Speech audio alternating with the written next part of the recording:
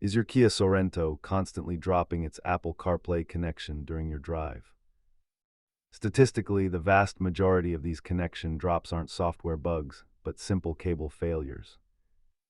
Let's walk through the exact steps to isolate the culprit. Start by ruling out physical hardware issues with a fresh, high-quality cable and a clean phone port.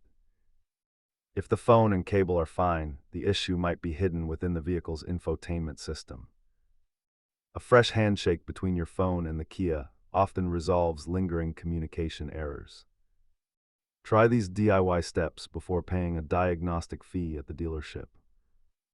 As you can see, most cases are resolved quickly without needing professional intervention. If you're still having trouble, check for official Kia firmware updates and test with a friend's phone. Keep these simple tools handy to safely clean your ports and connectors. Always prioritize safety and avoid forcing any connections during your inspection. Try these steps today and get back to a stable connection. Subscribe for more Kia maintenance tips.